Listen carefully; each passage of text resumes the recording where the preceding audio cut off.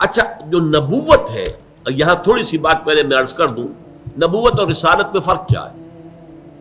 یہ بڑا ٹیڑھا مسئلہ ہے اور بہت مختلف ہی مسئلہ ہے، اس پر بہت سے لوگوں نے اپنی رائے پیش کی ہیں۔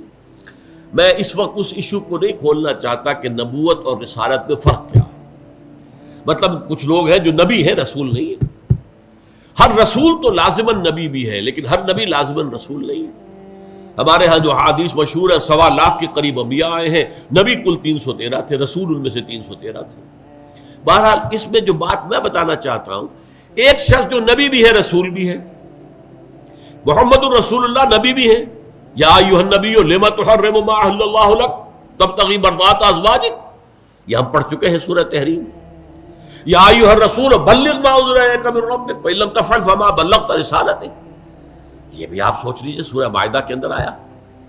اور فرمایا محمد الرسول اللہ والذین معہ اشداء علی الکفار رحماء بینہم، تو آپ نبی بھی ہیں، رسول بھی ہیں۔ آپ کی شخصیت میں نبوت اور رسالت کا جو اجتماع ہے وہ کس حیثیت میں ہے؟ دیکھیے بہت پیارا انداز ہے، اگر آپ سمجھیں، یہ میں اپنے 2 ہاتھوں کو یوں جوڑ رہا ہوں، ایک اینٹینا لگا ہوا ہے جو وحی کو ریسیو کر رہا ہے، یہ اللہ سے لینے والی بات ہے، یہ ہے نبوت۔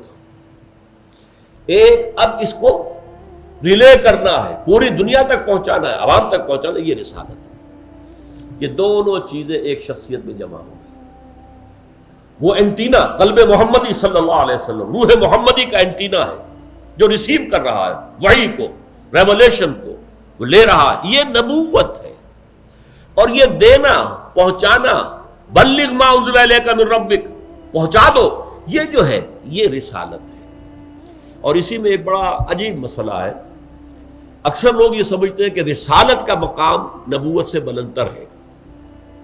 ہمارے بعض صوفیہ کا خیال ہے، وہ خاص طور پر مولانا روم کا، اور میں اس کا قائل ہوں، نبوت بالا تر ہے رسالت سے، اس لیے کہ نبوت کا رخ اللہ کی طرف ہے، رسالت کا رخ خلق کی طرف ہے۔